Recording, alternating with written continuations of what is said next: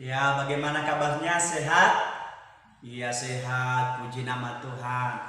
Baik, saat ini kita kembali lagi dalam pembelajaran kita, yaitu pendidikan agama Kristen. Nah, baik anak-anak, sebelum kita masuk dalam materi, terlebih dahulu kita datang kepada Tuhan, kita memuji Tuhan, kita berdoa kepada Tuhan Yesus. Oke anak-anak ya. Oke, nah kita naikkan pujian kita dulu ya. Semuanya suka bernyanyi?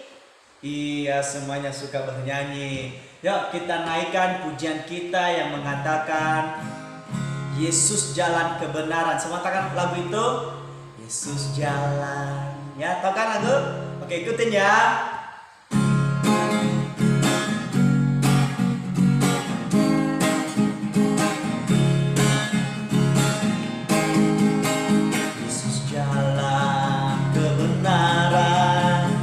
Jalan kehidupan itu yang Yesus katakan. Aku percaya, amin. Di dalam namanya ada keselamatan kekal.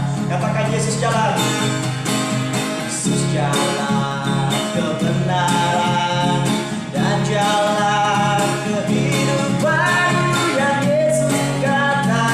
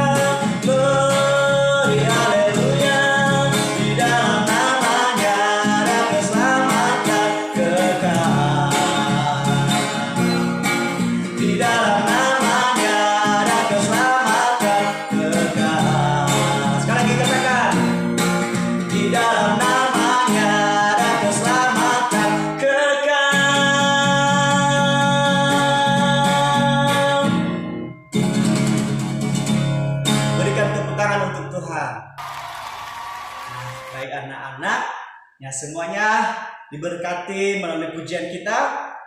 Haleluya. Yuk mari kita bersatu dalam doa. Segala pujian syukur hanya bagimu ya Tuhan Yesus. Kami bersyukur kepadamu saat ini Tuhan. Kami bisa belajar kembali Tuhan Yesus.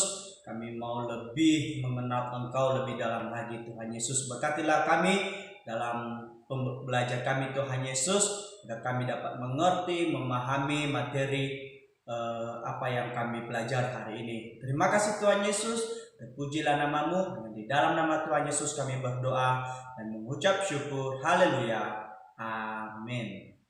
Nah, baik anak-anak, hari ini kita akan belajar tentang mengenal karya penyelamatan Allah ya. Nah, Bapak menjelaskan janji karya penyelamatan yang dilakukan Allah. Nah, apa janjinya? Ya, apa janjinya? Nah, Bapak mau menjelaskan seperti apakah janji itu ya. Nah, tentu biasanya dalam kehidupan kita ada sering kita berjanji ya sama teman-teman kita, sering kita berjanji kepada orang tua kita, bahkan kepada saudara-saudara kita ya. Namun ada janji itu yang kita ketahui bahwa janji itu pasti digenapi, dan ada juga janji itu bahwa janji itu suka diingkari ya, kita nggak tahu kapan digenapi. Nah, jadi janji itu adalah sesuatu yang akan terjadi nanti. Ya baik anak-anak ya. Nah, jadi Tetapi yang paling janji yang tak pernah diingkari adalah janji yang pasti yang datang dari Allah, ya, janji Allah sendiri, ya. Jadi janji Allah ini tak pernah Tuhan ingkari, ya. Dia tak pernah ingkar janji, ya. Ia adalah, atau Tuhan ini adalah setia dan tidak pernah berdusta, ya. Jika Allah yang berjanji, ia akan menggenapi pada waktu yang sudah ditentukan sendiri, ya. Ada waktunya, ya, ada waktunya nanti. Nah, apa yang difirmankan Allah dengan mulutnya dilakukan juga dengan tangannya, ya. Jadi semua apa yang difirmankannya, ya, tidak menjadi sia-sia, ya. Dikatakannya ya akan terjadi. Nah, semua akan terjadi seperti yang telah diucapkan Tuhan. Nah, seperti yang di dalam Alkitab, di kitab Kejadian pasal 3, ya, di situ pada waktu manusia jatuh ke dalam dosa, ya, Allah telah memberikan janji. Janji apa di situ? Ada janji keselamatan yang Tuhan berikan, ya. Yuk kita buka Alkitab kita. Kita buka dari kitab Kejadian pasal 3 ayat 15. Kejadian pasal 3 ayat 15, di situ dikatakan, "Aku akan mengadakan permusuhan antara engkau dan perempuan ini, antara keturunanmu dan keturunannya. Keturunannya akan meremukkan kepalamu dan engkau akan meremukkan tumitnya." Nah, ini janji Allah, ya, janji Allah untuk memperoleh kehidupan, ya, bahwa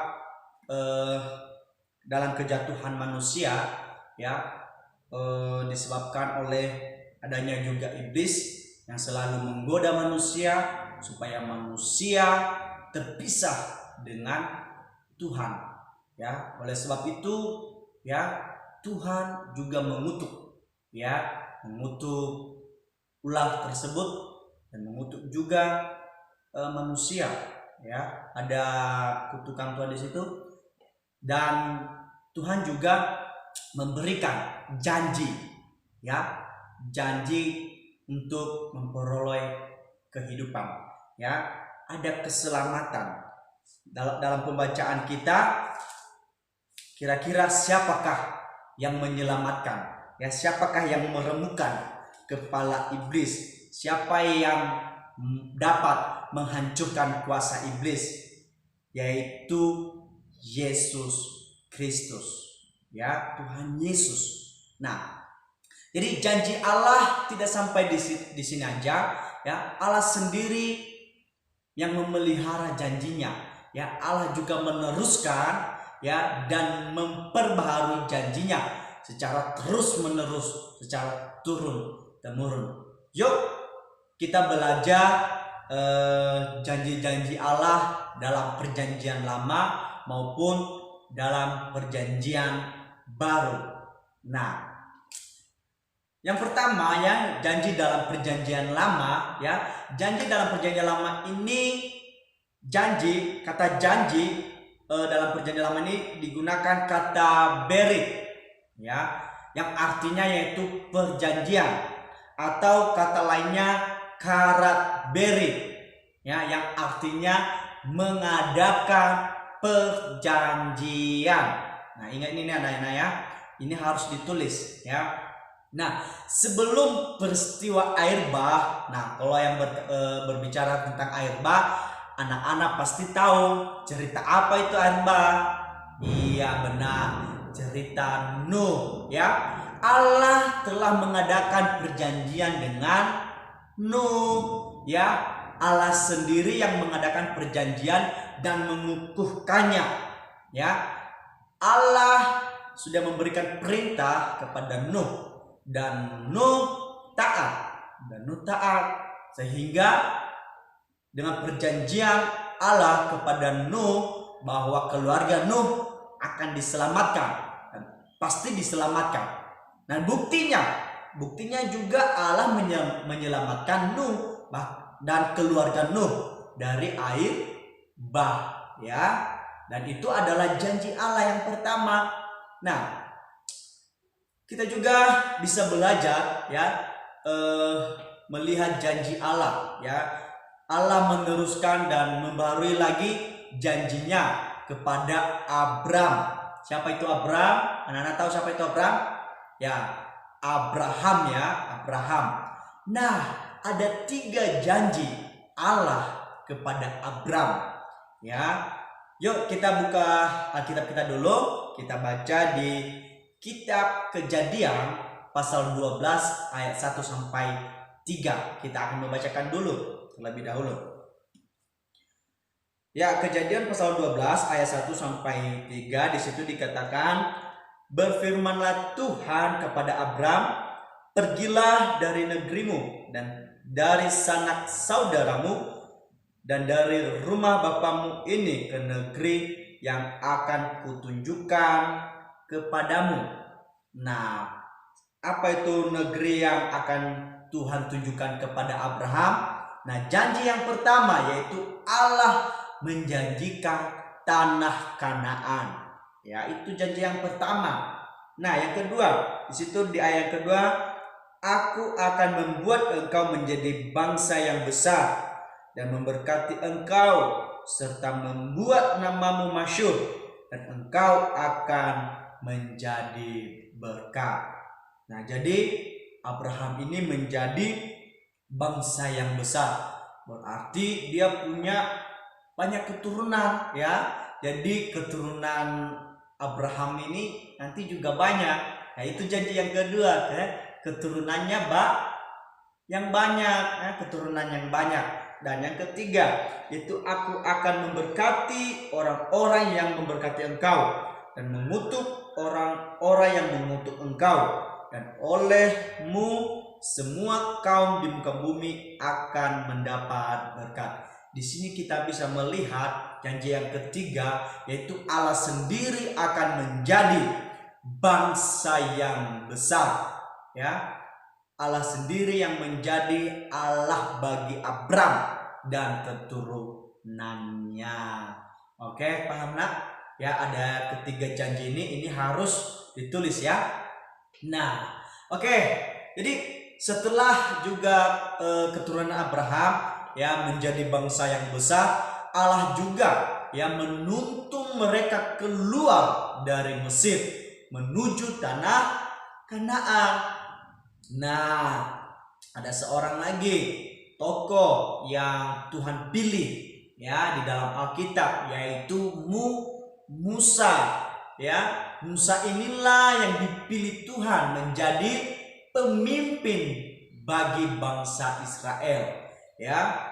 Nah, jadi Allah memberikan 10 hukum Taurat, ya, yang harus ditaati kepada bangsa Israel. Nanti anak-anak bisa buka di dalam Alkitab, ya, dari kitab Keluaran pasal yang 20 ayat 1 hingga sampai ayat yang ke-17. Nah, jadi Allah selalu hadir, ya, dan tetap tinggal di antara umatnya, ya. Allah menuntun bangsa Israel pada siang hari, baik pada malam hari, Allah selalu hadir, ya. Buktinya apa? Allah selalu hadir, Allah selalu menuntun bangsa Israel. Nah, dalam peristiwa itu, ya, dalam perjalanan pada siang hari, Allah menuntun bangsa Israel itu dengan tiang awan. Nah, ada tiang awan, nah, dan pada malam hari apa? Ada tiang api. Dan mulai dari situ Allah terus memelihara dan memenuhi janjinya sendiri, ya. Coba kalau Tuhan nggak penuhi janjinya, bisa bangsa Israel tidak bisa sampai di tanah Kanaan. Dan buktinya nanti mereka bisa sampai di tanah Kanaan. Nah, setelah itu Allah juga melakukan pembaruan janji itu kepada siapa? Kepada Raja Daud, ya. Allah juga berjanji untuk mengokohkan kerajaannya, ya. Tata Daud tidak akan pernah goyah, ya. Itulah janjinya, ya. Meskipun melewati proses yang cukup sangat panjang, ya, Allah tetap teguh dengan janjinya. Allah ingin menyelamatkan manusia berdosa, ya. Tetapi hanya menanti waktu yang tepat untuk semuanya. Ada waktu yang tepat, ya. Apalagi ini kita manusia yang berdosa, kapan kita bisa diselamatkan? Ya, kapan? Tetapi janji keselamatan sudah ada.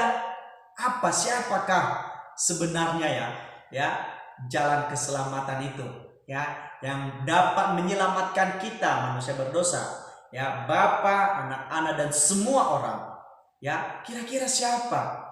Nah, jadi dalam sepanjang perjanjian Allah dengan nenek moyang Israel dalam perjanjian lama itu, jadi semua berpusat, ya, pada kurban bakaran, ya, supaya bangsa Israel, ya, dalam perjanjian lama, ya, supaya bangsa Israel kalau mereka berdosa, ya satu-satunya untuk memperoleh pengampunan dari Tuhan, supaya mereka dapat diselamatkan, ya harus dengan ada satu cara, harus mempersembahkan kurban, ya, kurban bakaran, ya, kurban bakaran untuk dipersembahkan kepada Tuhan supaya mereka memperoleh pengampunan dari Tuhan. Ya, hubungan dengan manusia disimbolkan dengan adanya kurban persembahan, dan Allah sendiri yang menetapkan semua peraturan itu. Nah, itu di dalam perjanjian lama. Nah, puji Tuhan, ya, kita juga di dalam perjanjian baru, ya. Dalam perjanjian baru ini, jadi janji dalam perjanjian baru itu, ya, dikaitkan langsung dengan kasih karunia, ya. Kita hidup saat ini oleh karena kasih karunia, ya. Siapakah kasih karunia itu? Yang memberikan kasih karunia kepada kita? Iya, benar, Tuhan Yesus, ya. Dia adalah anak tunggalnya, ya, anak tunggal, ya. Nah, semua janji Allah mencapai puncak penggenapannya dalam diri Yesus Kristus. Tadi yang kita baca tadi di janji keselamatan di Kejadian pasal 3 ayat 15, ya, dari seorang keturunan perempuan ini yang akan meremukkan kepala ular tersebut, kepala iblis, ya. Berarti ada, ya, jalan keselamatan kita, ya, yang menyelamatkan kita dari dosa, ya. Nah, keselamatan itu bukan hanya janji lagi, ya, tetapi dikerjakan dan digenapi di dalam diri Kristus, ya, dikerjakan dan digenapi di dalam diri Kristus, ya. Allah menjanjikan keselamatan yang dapat menggenapinya hanya Yesus Kristus, ya, hanya Yesus Kristusnya, nggak ada yang lain, ya, nggak ada yang lain. Nah, kurban bakaran dalam perjanjian lama digenapi dengan kurban keselamatan, ya. Dalam PB digenapi, ya, kurban keselamatan. Nah, Yesus Kristus menjadi kurban pendamaian antara Allah dan manusia. Nah, setelah kematian dan kebangkitan Yesus, manusia tidak perlu lagi memberikan kurban persembahan dalam bentuk hewan, ya. Manusia nggak perlu lagi memberikan persembahan dalam bentuk kurban bakaran, ya. Sebab kenapa? Sebab Kristus telah menjadi kurban bagi kita, ya. Yesus menjadi jalan dan keselamatan itu sendiri. Cukup satu kurban yang menyelamatkan kita, yaitu Yesus Kristus sendiri. Ya, karena Yesus adalah keselamatan kita. Dia adalah jalan dan kebenaran dan hidup. Kita bisa baca di dalam Yohanes pasal 14 ayat 6. Ya, di situ dikatakan, kata Yesus kepadanya, "Akulah jalan dan kebenaran dan hidup. Tidak ada seorang pun yang datang kepada Bapa kalau tidak melalui aku." Ya, itulah jalan keselamatan kita. Satu-satunya yang menyelamatkan kita, yang menjadi kurban penyelamat keselamatan, yaitu Yesus Kristus. Nah, jadi janji keselamatan yang diberikan Allah telah digenapi, yaitu Yesus Kristus.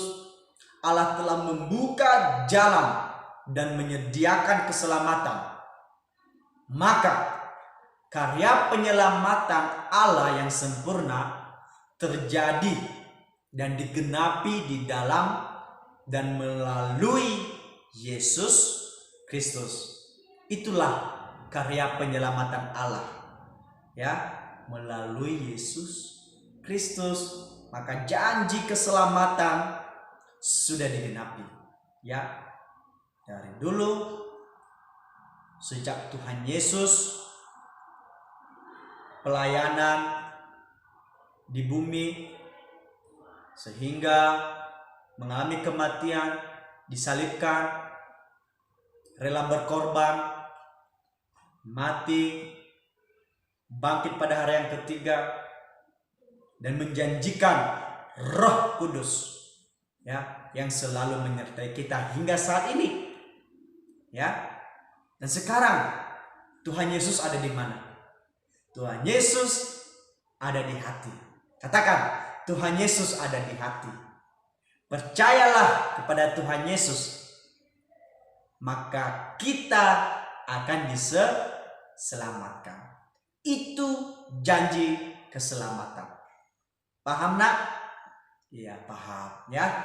Baik, sampai di sini aja materi yang Bapak sampaikan untuk hari ini, dan semoga anak-anak dapat belajar. Dan materi hari ini jangan lupa dicatat, ya, supaya ada catatannya. Oke ya, Naya? Oke, baik, kita akhiri pembelajaran kita hari ini. Dan saya dorong anak-anak sebelum akhirnya selalu berdoa dan tetap semangat untuk belajar dan jaga kesehatan, ya, jaga kesehatan ya, Naya. Itu juga penting. Ya, kalau sakit, ya nanti nggak ada semangat untuk belajar. Tetap jaga kesehatan, ya, Nak, ya. Semangat belajar.